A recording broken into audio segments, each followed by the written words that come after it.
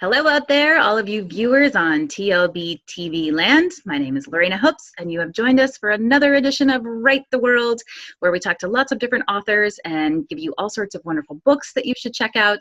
And if you're an aspiring author, we'll give you some hints and some tricks of the trade. And so today I have a wonderful guest with me. This is Debra Rard Ledford. How are you, Debra? Great. How are you today? I am doing very well. It's been a nice day. The weather was lovely, so that always makes it really, really nice. Yeah. So you are one of these authors who's sort of, I don't even know what to call you. You're like a mixed breed, I guess is, I don't want to sound like a dog, but you're a mixed breed in the fact that you not only write fiction, but you write nonfiction as well, correct? Correct. Okay, so which did you start with? Did you start with your nonfiction books? Is that what you wrote first? Yes, I did start with the nonfiction. Okay, so let's talk about those first. So first I want to know, like, what got you inspired to write nonfiction? Because I hear a lot of people say, oh, nonfiction, that's where all the money is because you can just put out a lot of books. But I don't ever have ideas for nonfiction books. So I'm curious, what inspired you? Well, it was kind of a hodgepodge of things. My husband and I were talking about something we could do as kind of a side little business.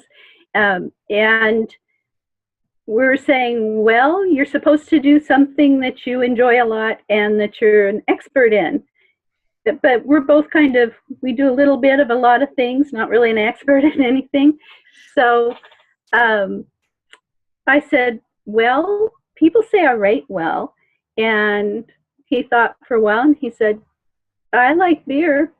So it made me think, and I said, well, you know, there's all these wine books. Are there any books on craft beer? It was when Oregon was really starting to get hot on the craft beer market. And so we were actually on our way home from Grants Pass, and by the time we got home, we had pretty much the whole book worked out. It changed by the time we published. We were originally thinking of rating beers, and we didn't rate beers at all. Actually, it talks very little about beer because I hate beer and I'm the one that wrote it. So it talks more about the people, the places, the history behind the brewery, that sort of thing, that the ambiance in that particular brew pub. And but we didn't write it yet because in the meantime I was diagnosed with fructose malabsorption. Oh my goodness. And it took my whole life and my husband's to learn what it was we were dealing with. And I spent literally thousands of hours researching it. And so by the time I got done with all of the research, and at that time there was nothing available. One tiny little blue book and a couple of printouts from the internet, and that was it. And so I put everything I had together and wrote Fructose Malabsorption, the Survival Guide, and published that.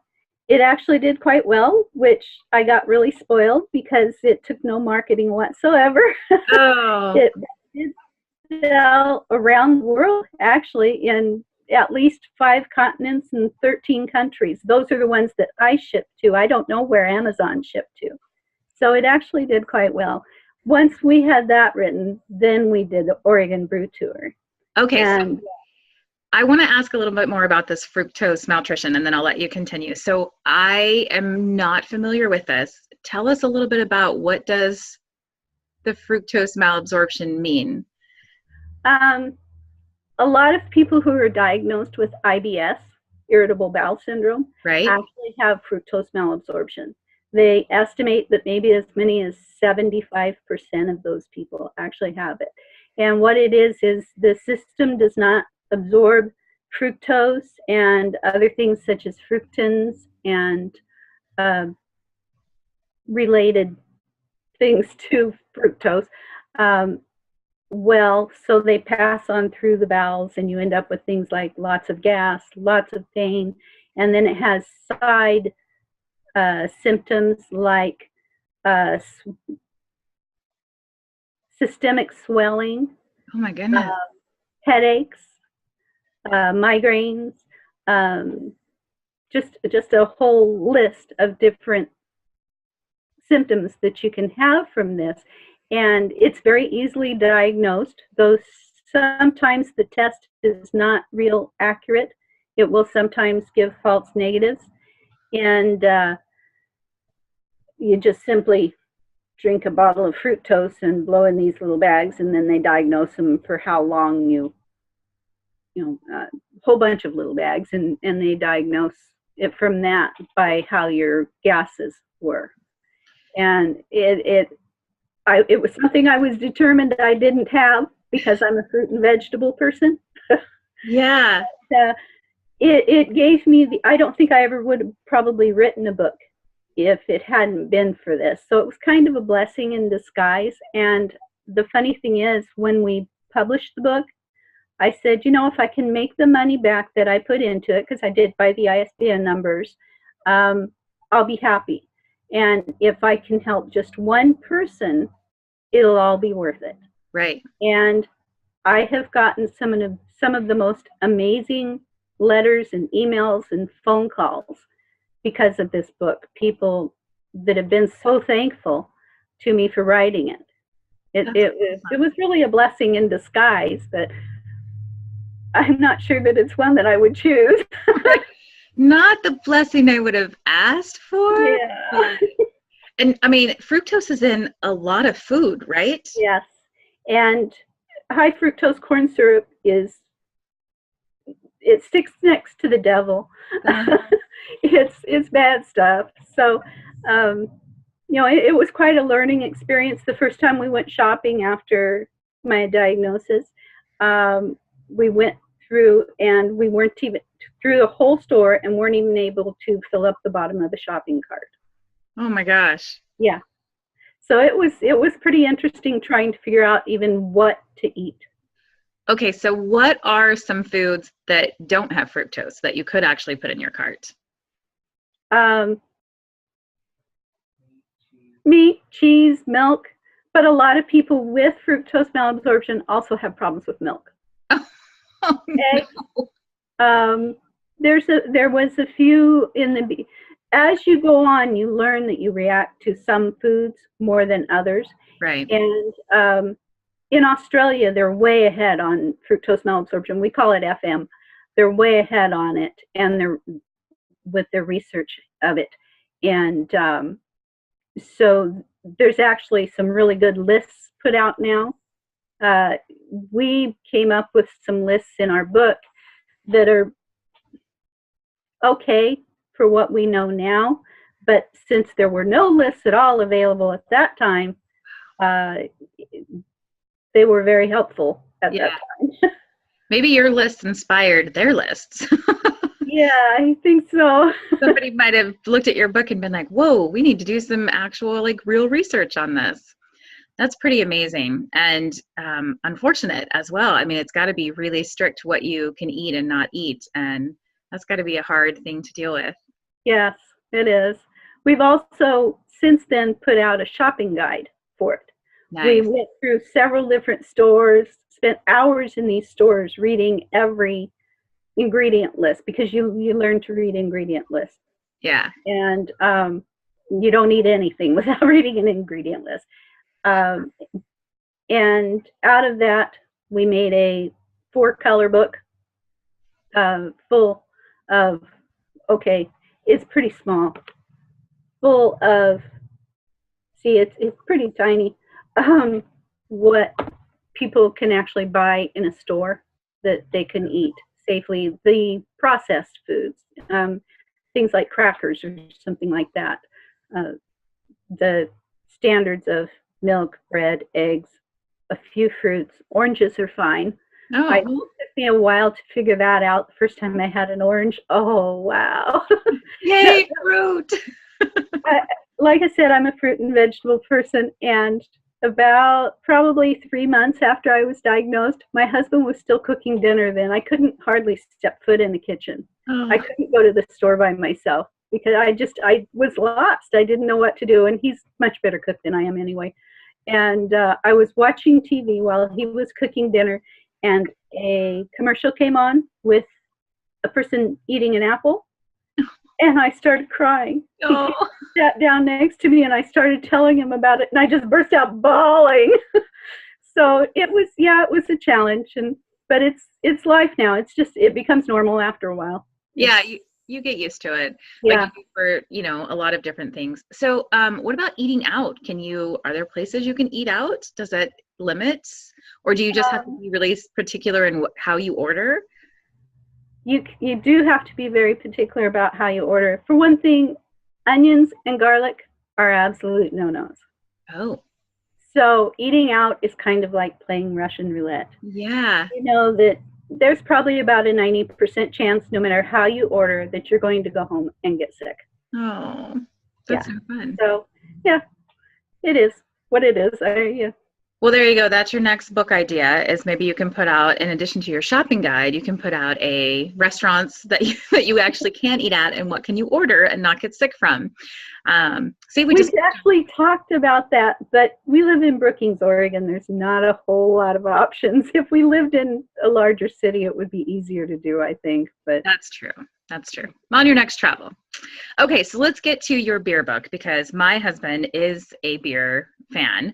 I am not a beer fan, but I do love the idea that you've not only talked about the beers, but also like the ambiance and the history, because we did the McMenamins tour. Have you ever done the McMenamins Passport Tour? Okay. Yes, we have the passports. Yeah, we did the McMenamins Passport Tour. If you live in Washington and Oregon, I highly recommend it because it's so fun, because they have ciders and other things that I could drink because I don't do the beers. But it was really cool to see like all the different places and things like that. So tell me a little bit about this beer book that you have. And I know you're running a special on it, so let's talk about that too. We're running a special because the book actually came out in 2011, and there are actually more new breweries since 2011 than there were at the time that we did the book. When we published the book, we had interviewed every brewery in the state of Oregon, and there's 80-something breweries in the book. Holy moly. And we listed the breweries 4 different ways, by city, by region, by tour route, and alphabetically. Wow. And then there's a few other things of interest too, like types of beer glasses, festivals, that sort of thing. We had a lot of fun doing the book. It was a blast. It was a lot of work, but it was one of those lifetime labors of love. The things that mark your life, like before the tour, after the tour. Yeah. So it was just great fun. Because it's getting a little on the older side, we do have it on our website if you order it directly from us for $5, which is actually below cost. Yeah. We're just trying, and this is just until our stock runs out. But I have kept track of the new breweries that come about. And so with the book that's ordered from us, we do enclose an addendum that lists all the new breweries since then. So between the book and the addendum, it's the most complete listing of Oregon breweries that you can get. That's amazing. Okay, so what's this one called? Because I know we probably have some beer connoisseurs out there. It's Oregon Brew Tour. It has rather a distinctive. Can you see it? Oh, I love that cover. That's beautiful. Thank you. I designed that, believe it or not. That's amazing. I'm proud of that. Yeah, you should be. That looks really, and that is a thick book. That is a very thick book. It's over 500 pages. Wow. Yeah. Well, I did a write-up on every brewery. So they're anywhere from 2 to, I think the longest one is 13 pages. And we did you mentioned McMenamins. We interviewed one of the McMenamin brothers. Do you remember which one? Brian. Oh, yes. I've met Brian. Yes, nice guy. Really nice. We just enjoyed the McMenamins interview a lot. They're pretty amazing and quirky people, but yeah, just the stuff that they collect and put in their stores, it's like, wow. I don't know that I would have ever like walked by and grabbed that, but they do, and it works. And their stores are definitely a lot of fun to visit. Yes, they are. Okay, so you finished this Oregon brew tour, and then you decided to delve into fiction? Yeah. I actually, my secret desire my whole life had been to write a book, but I didn't think I was capable of it. And back probably 20 years ago, uh, other than my husband, the only person I had ever told about it was a woman named Carol, a close friend of mine who I've unfortunately since lost contact with. And I Oh, told her about this secret desire. And she said, "Well, why don't you?" I said, "I don't know what to write about." And she said, "Just write." And I've kind of held on to that. So I started writing at that time and wrote, I can't remember whether it was 4 or 5 chapters of the book. wow. And those 4 or 5 chapters are still tucked back. And one of these days I may take them out and start them again. Um, but once I finished the Brew Tour book, I've had these stories rumbling around in my head. You know how it works. And decided, okay, now's the time to do this. The funny thing is, I have Gabrielle and Sage out, and I wrote Gabrielle first, but I released Sage first. Oh, My interesting. Yeah, my plan originally was to wait until I had the 3 books of the series. I'm in the process of writing Emily. It is a series, though they're all 3 independent on their own. Their common ground is uh, it's a time slip series. Okay. They slip through time. And my original plan was to release all 3 of them at once. And for some reason, I actually ended up being finished editing Sage before I felt finished editing Gabrielle. So I released Sage first. And I'm very proud of Sage. Uh, my books are highly researched. I kind of go a little fanatical researching them. And Gabrielle was easy for me to write because Gabrielle is a lot like me, but Sage is way outside my comfort zone. Sage likes to try anything. She's up for adventure and not afraid of anything. Yeah, I'm afraid of everything. So, it was quite a stretch, but I really grew to respect Sage, and I'm very proud of the work. Okay, so show us the 2 covers for for Gabrielle and Sage. This is, see, can you see it? Oh, it's This is beautiful. Sage, I like that. and this is Gabrielle. Now, did you do these covers as well? No, I did not. Actually, my husband's daughter's sister did the artwork for them. Oh, that's beautiful. I told her basically what I wanted. She's fabulous about this. I told her basically what I wanted, and she put what was in my head on paper. The one negative, she does it with colored pencil, and so I have had comments that the covers looked rather juvenile, kind of more young adult than adult. And while the books are very suitable for young adult, they're geared more toward adult women. You know, they're Christian based, they're very clean, so they are suitable though for pretty much any age. She also did, could you grab that book? It's at the end. She also did the artwork. My son, my middle son, when he was 14, I homeschooled him, and I gave them the assignment of writing a children's story with a moral.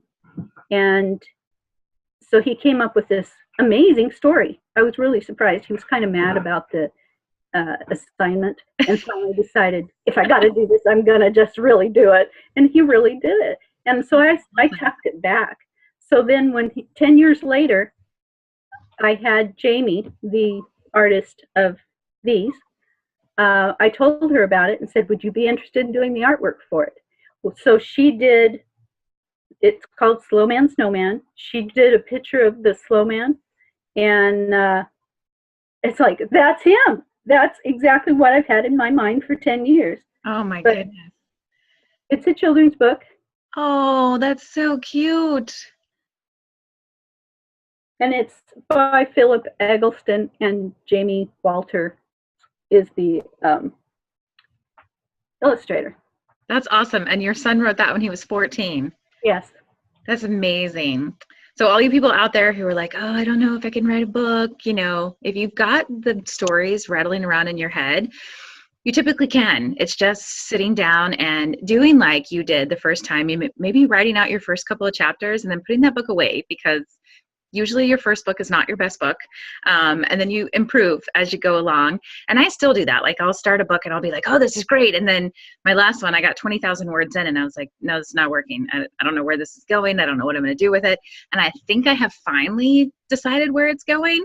But, you know, I've started 3 other books since then. So I'm like, I just have to sometimes put it away. And I think that's good to do. I think as a writer, it's really important to, you know, give homage to the words when they come, but then also realize that you don't have to put everything out that you think of right then, because Right. everything has a place and a time. That's kind of what I've been doing with Emily, the 3rd book in this series.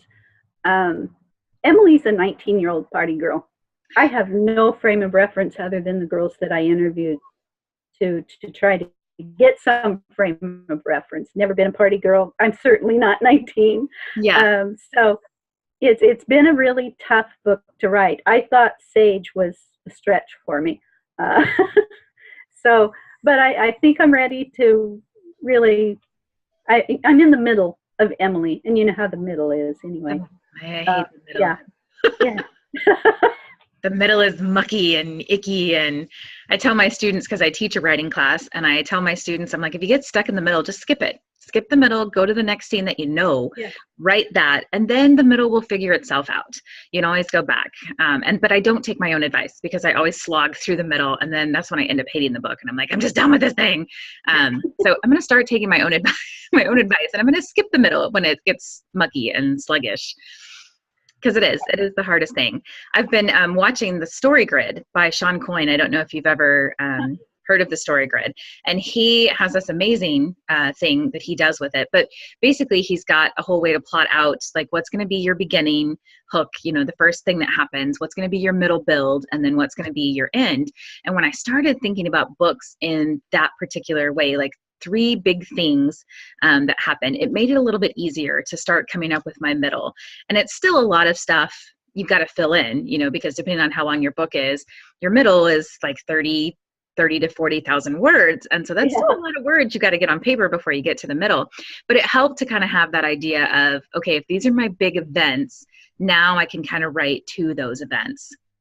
And that really helped a lot. And then he also talks about having like shifts for your characters, which I had never thought about. But he was like, you know, in each chapter, your character needs to change a little bit, or in the scene, it's not always a chapter, but in the scene, so that there's always this interest, because otherwise your characters tend to be really flat on the pages, which is the worst thing for a book, especially if they're your main characters. So I'm curious, having written both genres, nonfiction and fiction, which did you find easier?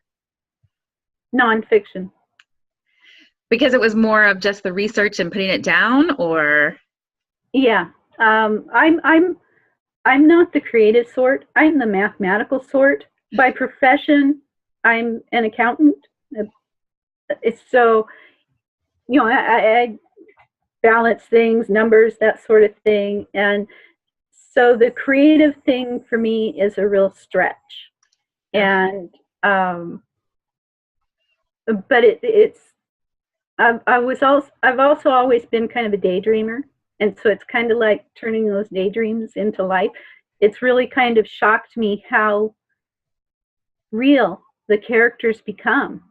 You cry for them, you cheer for them, you fall in love with them, you hate them. It becomes a very emotional process. I know the last thing I do before I publish a book is I read it out loud to my husband.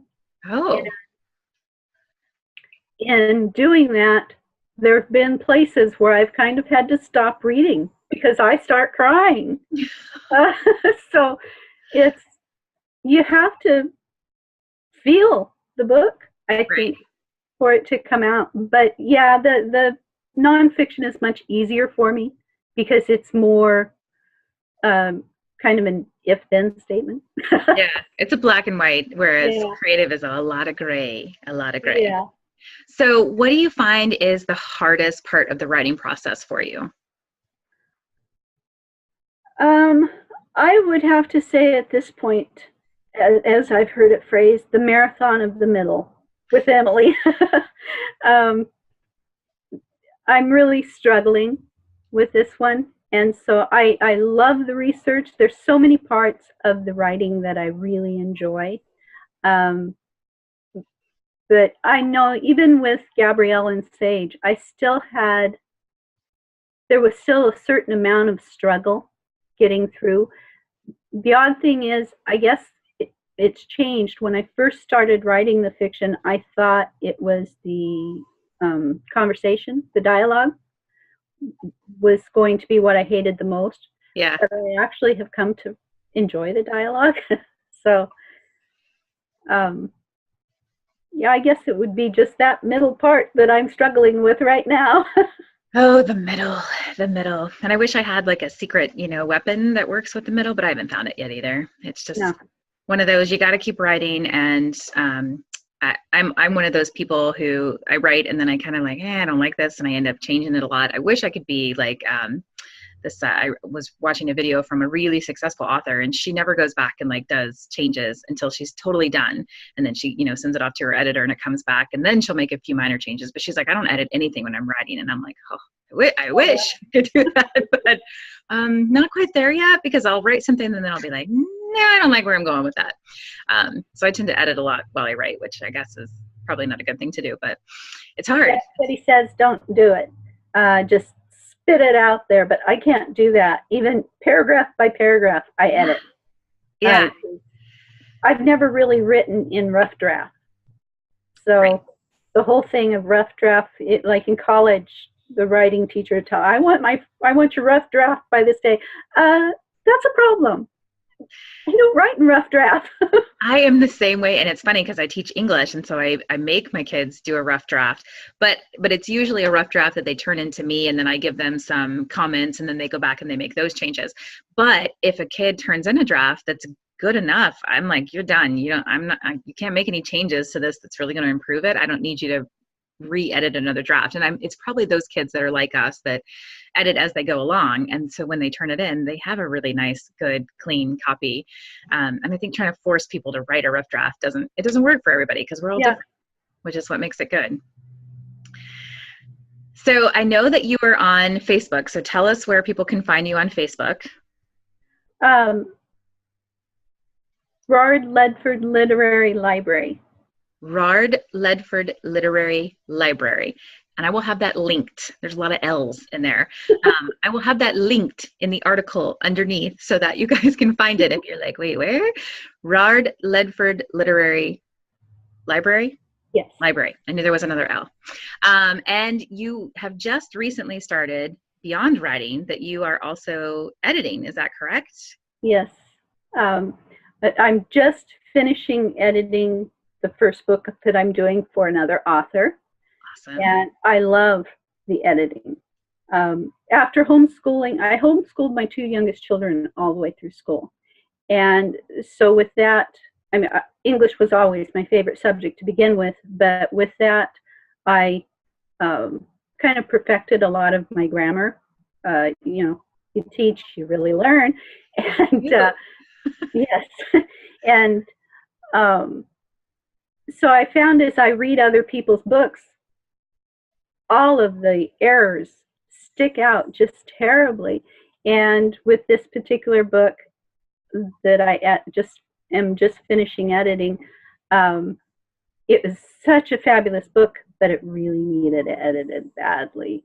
And I mean, it was such a fabulous book, I gave it 5 stars despite the fact that it needed edited. I just noted that in my comments. Wow. And so I contacted the author and offered to edit it for her because I had been considering starting editing. It frustrates me as a self-published author, that for self-published author getting into it, especially when they don't have a following yet, everybody says you've got to have your book professionally edited. You have to have your book professionally edited. Well, when you have no idea what kind of money your book is going to make, how can you look at spending $700 to $3,000 to have your book edited? You just can't do it. And so I had been thinking about offering my services at kind of a bargain basement price to self-published authors. It not only helps them, it helps me, because I'm finding that editing other people's work is making me a much better writer. I catch myself as I'm writing. I've spent probably the last 6 or 8 months really spending a lot of my writing time, instead of writing, studying the craft, which is something I really wish I had done before I ever published my first book. Because writing for books is different than writing for essays. And it took a little while for me to figure this out. So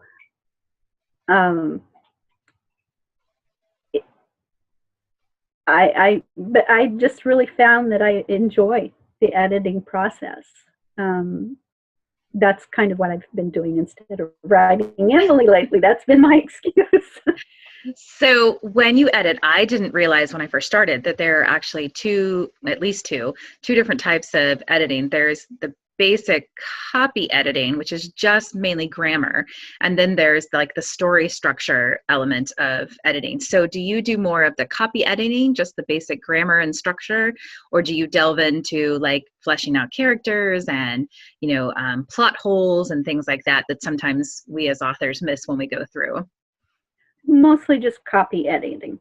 If I see a plot problem or something that for instance, on the book I'm just finishing up with, she had her saying one thing in one chapter, and then about 5 chapters later she said the opposite. Oh. And it's like, okay, this isn't going to fly. So if I know something, I will mention it, but mostly it's copy editing. That's awesome. But it's still so necessary, because there are a lot of people who are like you and will be forgiving if it's a good story, but there are many, many more who will not. And if they see a book, even if it's wonderful and fantastic and prosaic, if it's really stilted and hard to get through, they will stop reading it, and they will leave 1-star reviews, which just kill you as an author. Yeah. So I think that's amazing that you're offering that especially for self-published authors, because you're right, it's really hard to plop down, $1,000 on a professional editor when you don't know what your book's going to do. And, sometimes you get lucky, like your first book, and it takes off without any marketing. And sometimes you're marketing the heck out of books and they're still not selling. So that's really cool. And if you are in need of an editor, then I suggest that you contact Debra before she gets too busy and her prices go up, because I guarantee they won't stay that low for long, because eventually she's either going to have to raise the price so she has more time to edit, or she's going to have to stop taking on clients because she'll be so busy. So if you are looking for an editor, I suggest that you contact her. We'll put her link in the article, but contact her about prices, because she could really help you out especially if you're the type of person who did not do well in English in school, but you have that great creative mind. Please run it through an editor, at least a copy editor, so they can catch your grammar, so that people don't throw your book down in frustration. Because for those of us who are English people, we do that. We do that a lot. And I'm like you, I try not to judge, but I do tweets for the online book club. And so one of the things you have to do is you have to write a tweet about the book. And so I always go and read the free look inside that's on Amazon, because I don't have time to read all the books, and they don't expect you to. But I go in and I read the free part. And one book was just, every time they meant where, they put were, W-E-R-E. And I was like, and it was like 4 times on one page. And by the end, I was like, I can't do it anymore. I can't get because where and were are really important. One has an H and one does not. So those are the things that, you know, sometimes you don't, and your word processor will not pick that up because it's not a misspelled word, it's just the wrong word. So those are important. Those are important reasons to have an editor. One of the things I see most frequently in books is there and there. Yes. Oh, I tell my kids, my students, every single time, I'm like, if you don't learn anything else this year, please learn your homophones, because it drives me nuts. There and there wrong, and your and yours wrong, and the pronouns when you mean to say them and you're calling them it's and things like that. I'm like, oh my gosh, please, just the basic simple stuff. Just the rest of it you can figure out as you go, but get those homophones down. They're so important, and they make you seem really uneducated when you're adults and you're using them wrong, which we still see, you know, a lot of places today. But absolutely. Well, I'm going to have your links on my webpage. For those of you who follow along, it's https://twoheartbeats.org. So there will be a post for Debra, and I will have all of her books linked so you can check them out, and show her some love on Facebook. She's not on Twitter yet. We'll get her there eventually, but she is on Facebook, so you can come by and visit her and talk to her about editing techniques and prices if you need that as well. And she is running also, her 2 fiction books are just 99 cents right now. Is that correct? Yes. 99 cents. So if you're like, oh, I don't know if I'm looking for new books, it's only $1. It's less than your coffee, so you can check it out. And I wanted to tell you, I'm really excited that your books cover that spread, because I have a friend at my church who read my kid's book, The Wishing Stone, which is actually meant for really young kids. It's early readers. But her oldest daughter read it, who's in 4th, 5th grade, somewhere around there. And she said that she has a really hard time finding books for her daughter to read because she has a really advanced reading level, but she's still really young. And so she can't read a lot of the adult books because there's way too much smut in them. And even if there's not smut, there's just way too much romance, and she doesn't want her introduced to all that so young. So she ends up reading a lot of fantasy books and a lot of sci-fi books because I don't tend to have that stuff in there. But I think that's a niche that, you know, really people might have, is when you've got these older kids or younger kids who are reading on such a higher level that need the challenge, but not all the adult content. And so I'm really excited that I'll be able to say, hey, I found some books that your daughter can check out, and maybe she'll be into those, because she does like fantasy books. And I know you're not really a fantasy writer, you do historical fiction, but I think of time travel as sort of that fantasy thing. We can't do it yet, so it's fantasy to me. So I want to say thank you, Debra, for coming on the show and telling us all about your books, and especially your glucose malabsorption thing. That's pretty amazing, and awesome that you had done all this research and helping out other people as well. I think that's one reason that we write, is to get those stories out there, but to help someone, even if it's only one person that you're helping. And that's amazing that your book has gone that big and that wide. And I think there was definitely a need for it. Well, thank you for having me. I've enjoyed this a lot.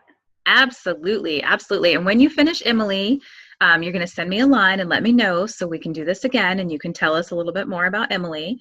But until then, I will have everything linked for you guys so you can check out Debra's books. And I hope that you will join us next time on Write the World. Good night.